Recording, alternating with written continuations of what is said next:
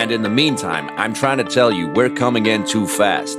I think they know it, and I think that's why we don't have a goddamn re-entry plan. The Interplanetary Podcast. The exploration of space for the benefit of all humankind. Your hosts here in England, Matt Russell and Chris Carney.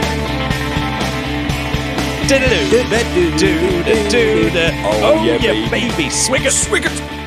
Hey, have some of this. Swig it. It's a big old pint.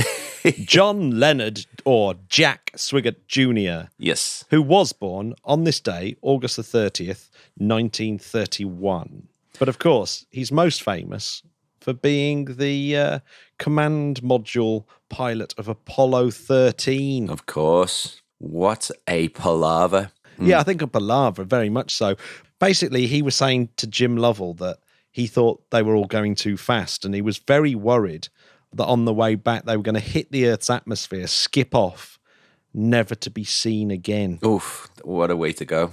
That'd be awful. It's a bit like if you were sort of swinging from one tree to the other, Yeah. and you don't quite grab the branch of the tree and then you fall into the ravine. Yeah, but the ravine happens to be into infinity of space. Oh my God, it would be so... Well, I suppose you'd still end up in orbit around the sun, but it would be pretty... Well, it's game over. It's game very over, isn't it? horrible I way. mean, that's the thing. If you don't manage to re-enter, you're never getting back. And yeah, that just it all again just points towards how incredible these people were and the possibilities of what could happen. You know, it's not the days now, which is like, oh, we're going to space. It's no biggie. It's just like, oh, we're coming back from the moon and we're not sure if we're going to be able to get home. Basically pretty hard. Yeah. The old space malarkey. It is. Space malarkey. We've had malarkey and palaver, and we're only 2 minutes in. You've joined me for a Space News Week episode. Space news. It's the best. I confess this is going to be a very short episode because I'm on holiday, Chris. Yeah, holiday time. I hope you're there. I hope you got a little hanky on your head and you're in a deck chair with your little sandals. Yep. I put my Union Jack flag on the deck chair to stop the Germans getting it. Take that, Klaus. Yeah. So yeah, that's exactly what's happening. You've pictured me absolutely correctly there, Chris. Yes. That's an Englishman on his holidays. Amazing. Well, happy holidays, Matthew. And let's get some space news into the world, though. Let's get some space. Well, I thought an interesting one was the illness that happened in space this week. Ooh. Really? Well, they were supposed to be an EVA, or a spacewalk, as they're commonly known. Yep. For Expedition 65 by Aki Hoshida and Mark Vanderhei. And they were supposed to go out and start prepping the International Space Station for some bits that will arrive next year to basically up the power of the International Space Station for new solar arrays. Right. There's no real rush on it, and apparently Vanderhei was just a little bit too poorly to go ahead and do the EVA, so they've postponed it. Bit under the weather. What was it? Was it the sniffles? They didn't. I haven't seen them specify what it is, and I guess there is some kind of patient confidentiality there, isn't there? I suppose it's none of our business, really. Yeah. But I don't think it's anything serious. If it was serious, obviously they would have brought him down. NASA basically said it is not a medical emergency. Okay. I don't think I think it just sounds very cautious. Yeah. I mean, you can't be it's such an intense thing to have to do. So even if it's the slightest bit of illness, you don't want to be sending someone out for 8 hours or however many hours it's going to be to do really intense work and important work that you can't get wrong. Yeah, no, exactly. But I mean, this wasn't time critical anyway. It was, like I said, it was this thing called a modification kit. Yeah. Which was for this IROSA, IROSA, the ISS Rollout Solar Array, which is going to increase when it does arrive, which it won't arrive until next year anyway, this thing. So it's not exactly, imminent. So this was just when you do things to just get them out of the way so that it doesn't impact on other things. Yeah. It was kind of like that. So, good call. Good call, I think.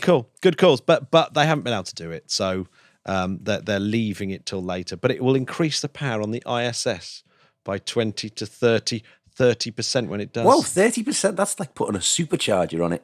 Yes. So there we go. Little bit of illness in space. It just goes to show, that you can't just do everything all the time. But there is. We talked about it before. I think it was you went on the arrival of the Norca module. Yeah, where the Russians have to go out and do some really critical spacewalks. So I think they wanted to get these out of the way. Yeah, so that the Russian duo could go out and do their bit as well. Because I don't think that they all go out and do spacewalks at the same time. That's probably a big no-no. Yeah, I can't imagine that being a clever thing to do. No. So, but that's pretty critical that the Russians have got to go out and sort of get the European arm working for one, which is going to be a critical piece of equipment to get fabled arm. The fabled arm, the European arm. The Canadians are all wiggling their arms, going, European arm, like that. Obviously. I love it. It's got a little tattoo of the EU on it, Oh, yes. No, it won't have the EU. It will have ESA.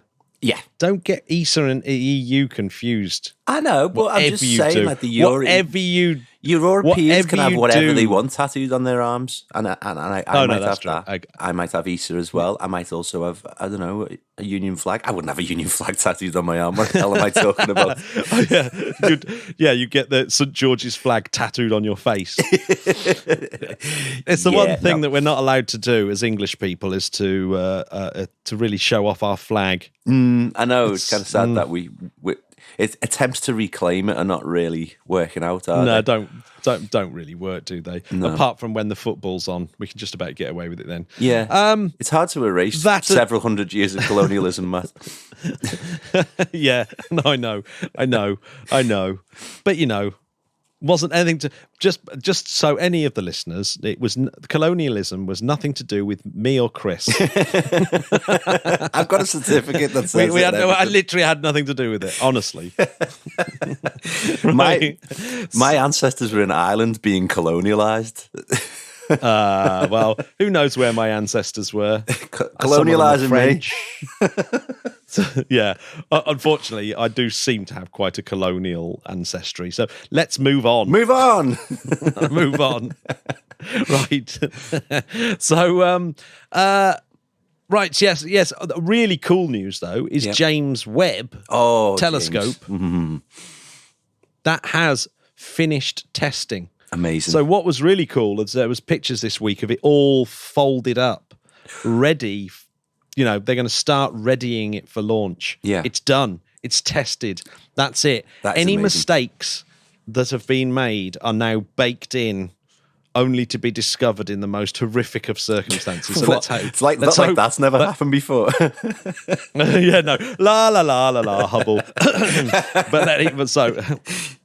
So it's going to be very interesting. It's worth listening back to Mark McCaughrean's interview for all the things that could happen with James Webb. We had a bit of a discussion with that, so that's really super interesting. So definitely worth going back a couple of episodes if you haven't heard that one. Yeah. But it's this has been described as a sort of generational build. So this is almost like cathedrals were. Yeah. I mean, I get this is the closest to a modern day cathedral, the James Webb telescope, because it's taken a generation to build and thousands of scientists and thousands of engineers and, billions of dollars of expertise from Canada, Europe and America have all been involved building this goddamn thing. Yeah. Which is, it just makes you realize just what a big deal this thing is. Yeah. Absolutely, I'm just so excited, and it's just going to be once we start seeing these results, and it's going to be it's fantastic. I mean, what are we going to discover? What are we going to get confirmed? Is just the prospects are almost too exciting. So they're gonna be like packing it all away, and then they're gonna ship it to French Guiana, where the European space port is. You know, where they launch all where ESA launch all their vehicles from. Yeah. Specifically in this case, the Ariane 5, of course. Yeah. And so it's going to go to French Guiana along, I guess, the Suez Canal. I was just going to say, is the way all clear?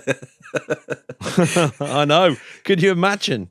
Can you imagine if that got in the way and then because of that delay, it got broken? Oh, no. Oh, no. No. No, but it's all clear, though. It's all clear. Yeah, let's hope let's just really hope that it's all clear. So yes, it goes down I believe it goes down the Suez Canal, and then it ends up at French Guiana. Then when it gets to French Guiana, the spacecraft gets actually loaded with its fuel. So I've seen this happen with Bepi Colombo. I've actually been there while they've been fueling up Bepi Colombo. But this is hydrazine and nitrogen tetroxide, which are both unbelievably dangerous chemicals. You don't want to get anywhere near those things. So it's a very specialized job. Yeah. But that's the fuel that James Webb will use to stay in its orbit around this Lagrange point that it's going to. Yeah. So that in itself is hyper important, that they don't accidentally put diesel in or something like that. You know, like you do at the petrol station every now and then when you have to have your tank. Yeah. You know, you go, oh no, I've killed the engine. Put unleaded in instead of diesel. I've done it while not thinking. Oh, no, which one's worse? There's one that's worse than the other, isn't there? Or do they both destroy your engine? Well, I don't think it's good either way round, but I would have thought putting diesel in an unleaded is worse than putting unleaded in a diesel. But okay, I'll bear that in mind. Yeah, if you would bear that in mind next time you make that mistake. Yeah, and obviously it's much higher stakes with the multi-billion-dollar James Webb Telescope. Yeah. Get this. So James Webb has had 14 countries involved, 29 states of America have been involved, nine different time zones of all the professionals that have worked on it, the scientists, engineers, etc., etc. It's incredible. That's astonishing, it really is. It is it's a great description that of a cathedral. It's like a Sagrada Familia. You know, so does that mean that people as well have maybe done, you know, like worked their entire careers on it? I mean, I think potentially there's people whose career at the very early part of their career that they would have been talking about the James Webb, maybe not in the configuration that is now, and yes, would be reaching near the end of their careers now. Wow. I guess. I mean, well, it's undoubtedly a large chunk of a lot of people's careers, and this Mark Voighton, who's the Webb Observatory Integration and Test Manager at Goddard. This is what he said. He says, to me, launching Webb will be a significant life event. So, you know, it's like 20 years of my life will all come down to that moment. No pressure, Mark. Oh man, yeah, I know. Exactly. You just think with something like that this must be the most high-profile launch that the Europeans have ever done. Yeah.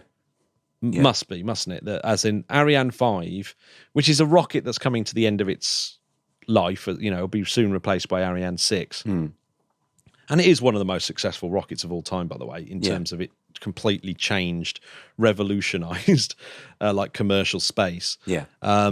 Which is in the same way that SpaceX are doing now, which of course is making Ariane 6 a little bit shaky, but not in a vibration way. No. Let's hope Ariane 5 isn't particularly vibratory. Oh God! Because there's like loads and loads of those little packing chips. You know, the ones that are like they look like peanuts. Just loads of them. Just pack the rocket with those, and the it'll be fine. And just put fragile on the side of the rocket. This way up. Well, yeah.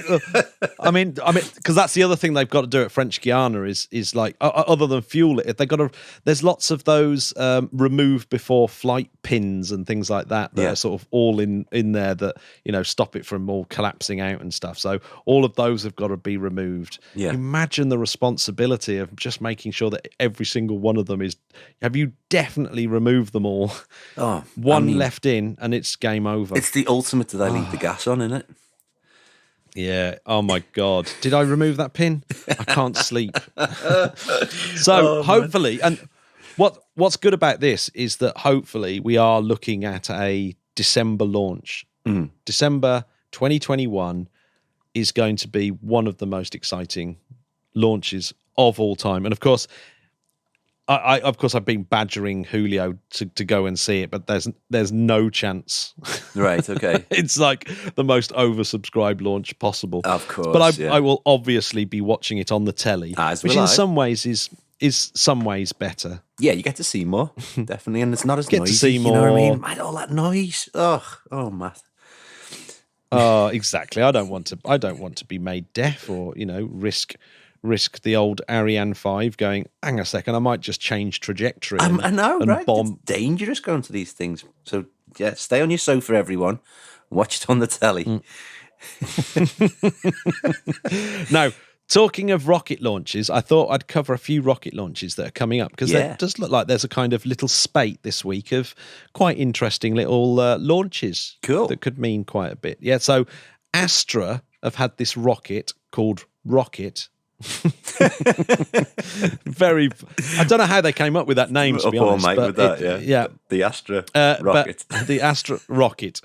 This is Rocket 3, which is Rocket 3 is this is a type of rocket that can carry about 25 to 150 kilograms into a sun synchronous orbit. So it's not a particularly big one. It's a 2-stage rocket, but it's perfect for launching very small CubeSats and things like that.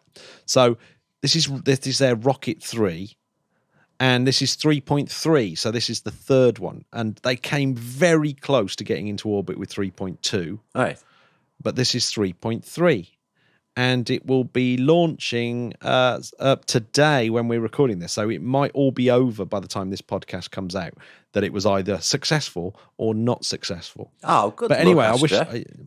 I definitely wish them a lot of luck there, because it would be awesome to have one more kind of launch vehicle that's capable of doing stuff. So that's interesting.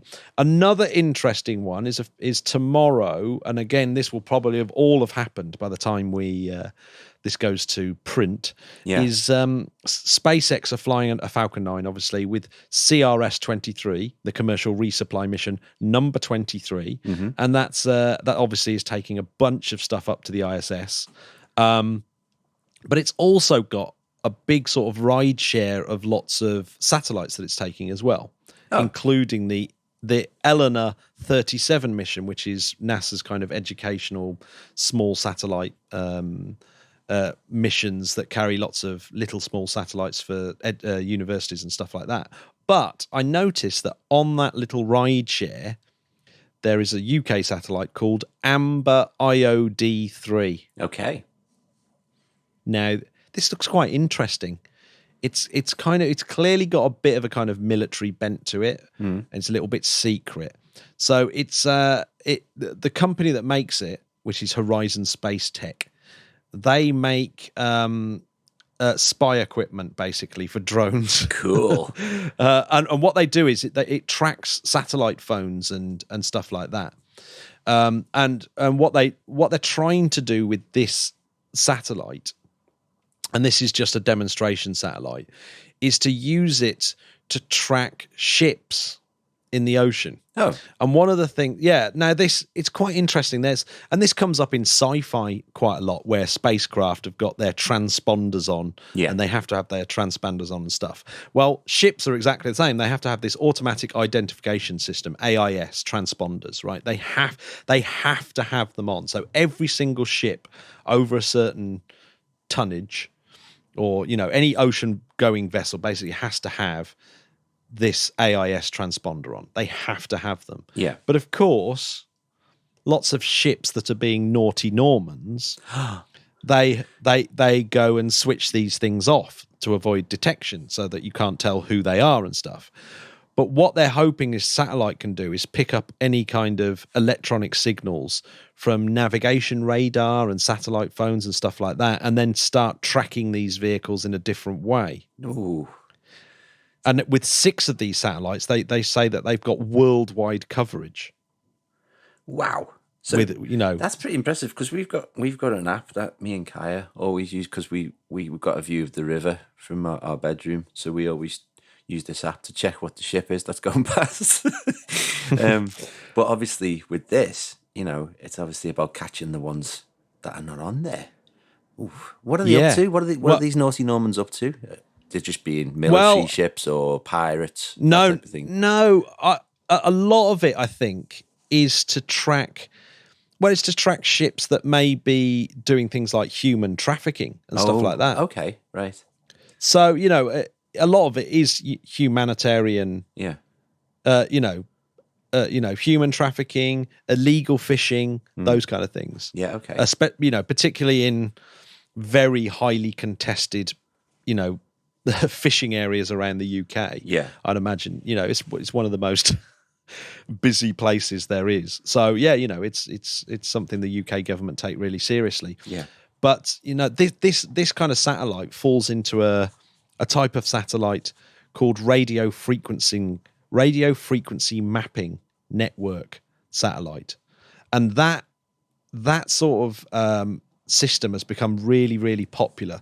So I guess if you wanted to start investing in something, is having a look at companies that are doing this sort of thing, because they're sort of cropping up all over the place, where you're sort of tracking radio signals, I guess, from space to generate even more data about everyone and what they're doing, etc., etc. So this is becoming a really popular area of commercial space, I think. Okay.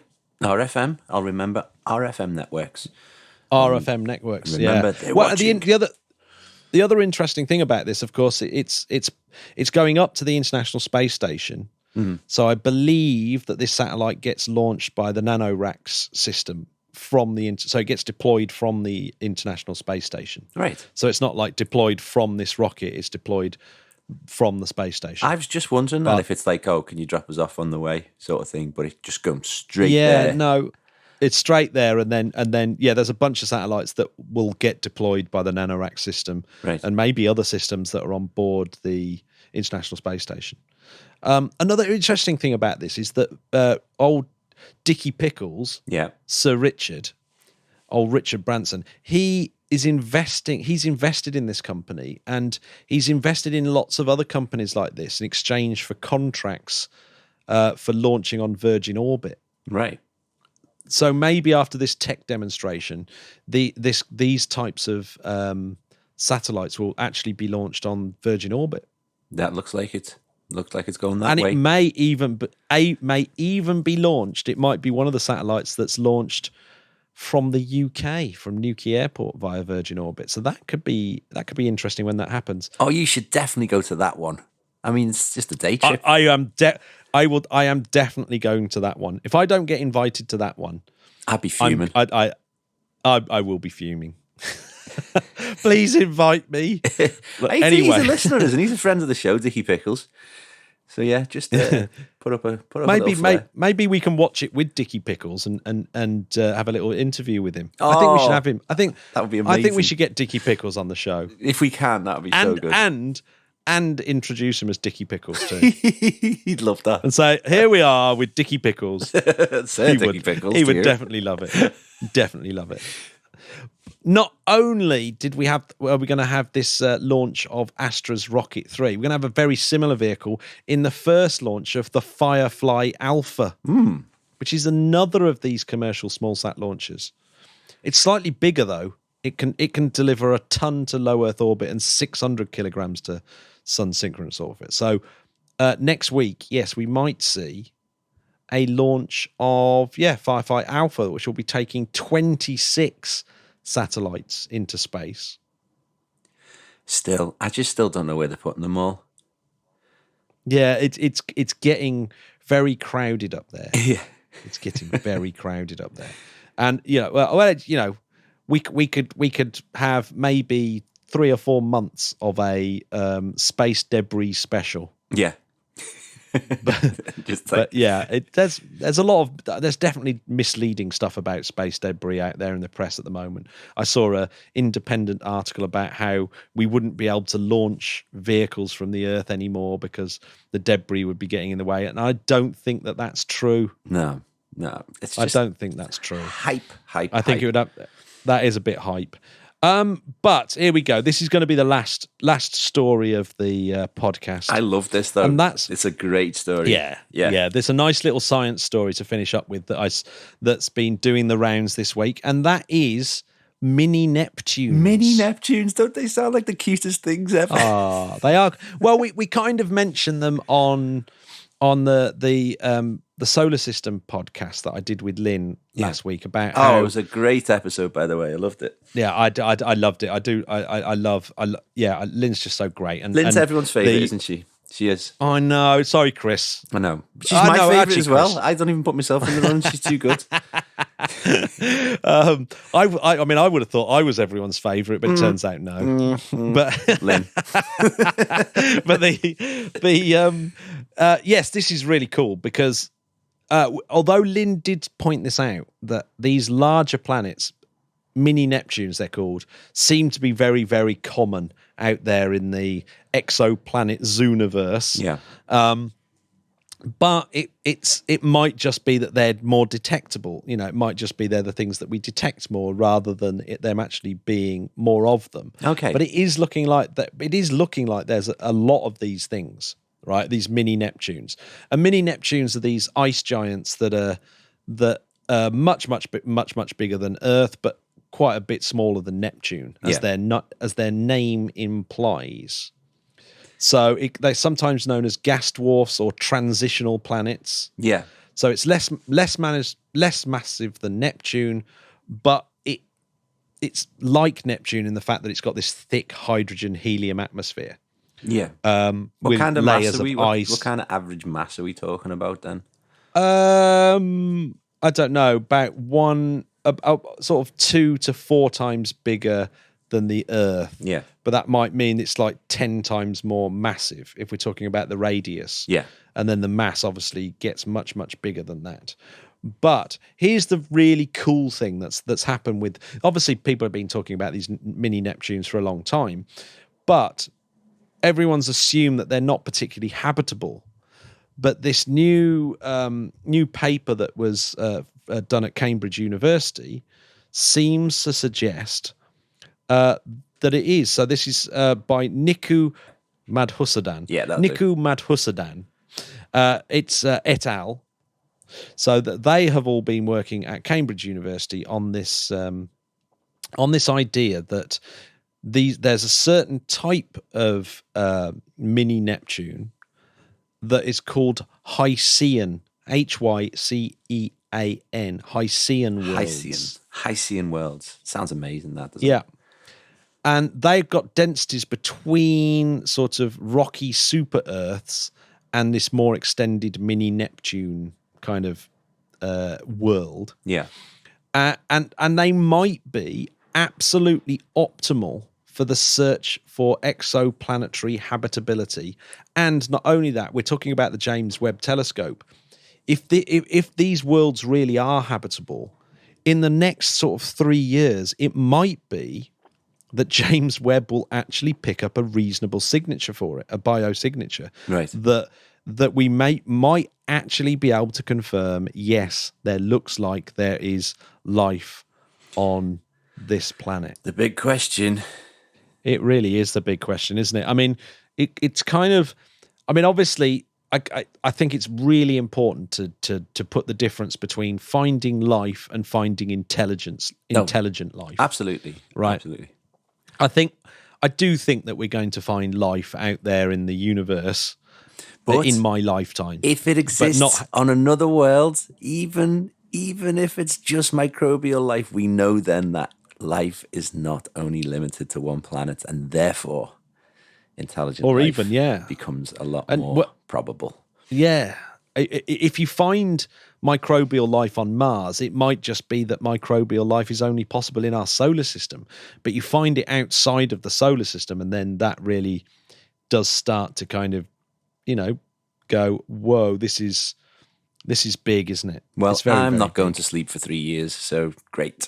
These hycean planets, Yeah. they've got a radius of about 2.6 Earth radii, right? Yeah. Which makes them 10 times more massive than Earth. And they've been considering this habitable zone for a start off of these particular mini Neptunes.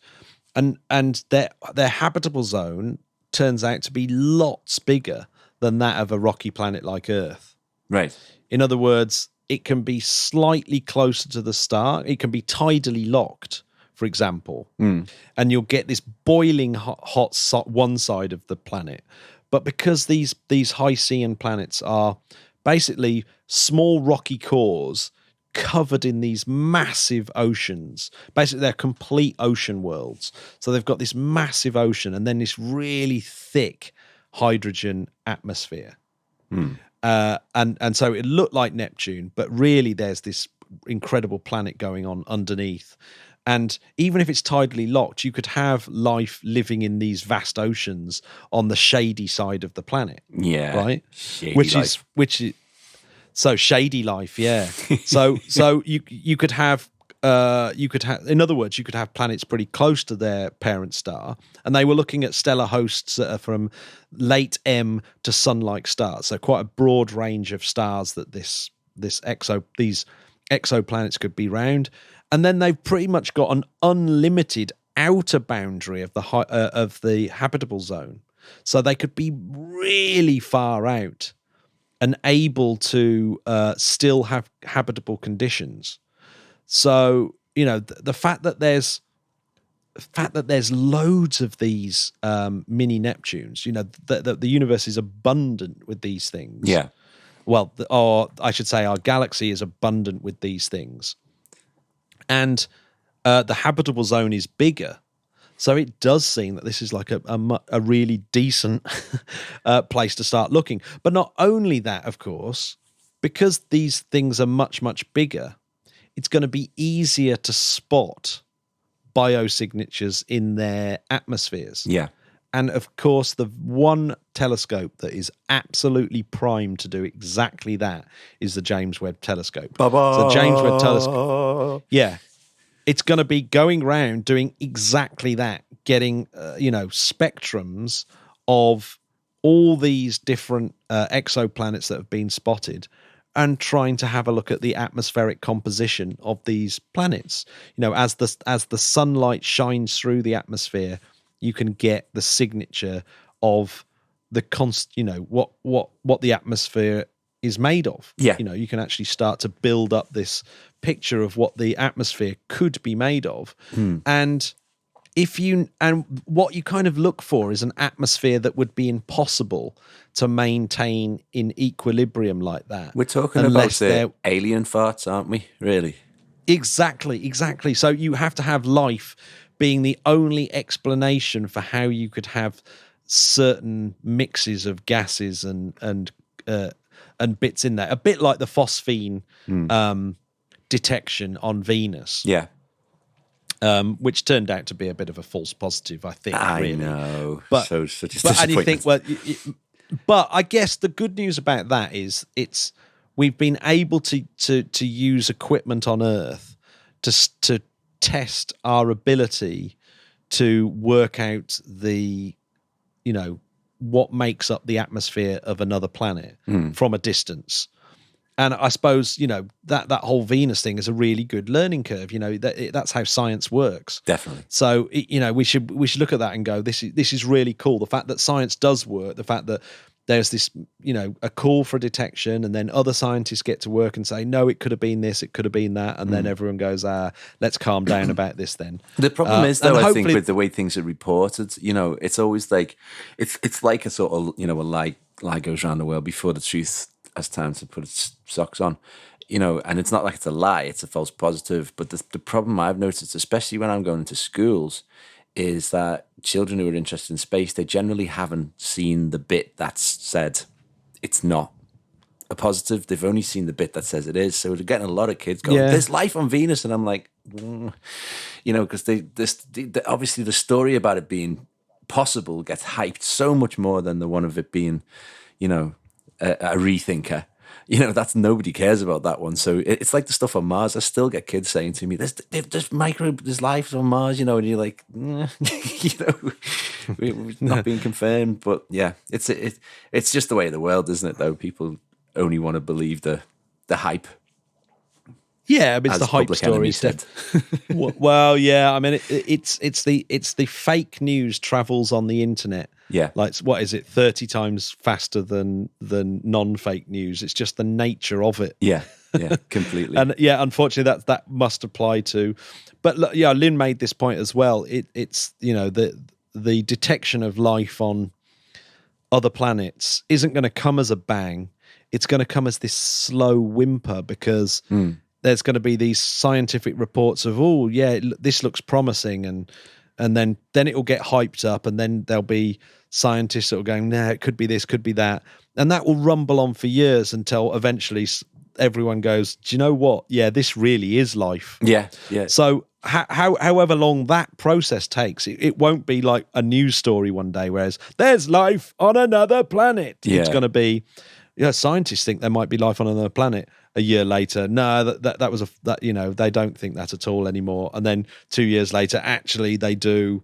And then 4 or 5 years later, it is confirmed there is life on another planet. And everyone's just bored of it by then. Yeah, exactly. But they said that. That's what scientists are saying all the time, isn't it? Yeah, news is somehow not compatible with scientific method. I really understand that public thing about where the public say, scientists change their mind on things all the time. It's like, just that very statement does kind of show that you don't understand the scientific process. But that's not their fault. That's not their fault that they don't understand the scientific process. No. It is the scientists and science communicators. So there we go. People just need to do a better job. Better job of it. What did Madhusudan said? A biosignature detection would transform our understanding of life in the universe. We need to be open about where we expect to find life and what form life it could take, as nature continues to surprise us in often unimaginable ways. What a beautifully eloquent thing that they've said there. Yeah, no, absolutely. And he also said these hycean planets open a whole new avenue in our search for life elsewhere. Not just a whole new avenue, but it looks like, they open up a really easy and potentially rich vein of, habitable planets. Of course, and we've really been focusing on Earth-like planets, haven't we? So that this is great. It's like just a whole new avenue. It's just like a wow, and actually more abundant as well. But imagine what life could be like on these vast ocean worlds. You kind of think if the gravity's like bigger and they're in these vast oceans and with all this hydrogen and everything else, life is going to be very, very different. Yeah. Could be massive as well. You could get these whales that are bigger than England or something like that. or whalians, as Jamie used to call them. or whalian. But Spodcast, if you'd like to draw a picture of what you think the aliens look like. Yes. We should definitely do that. Right. Okay. On Twitter, I want to see everyone's drawing of what an alien might look like on a mini Neptune. The sillier, the better. Amazing. Can you draw a whale the size of England for us?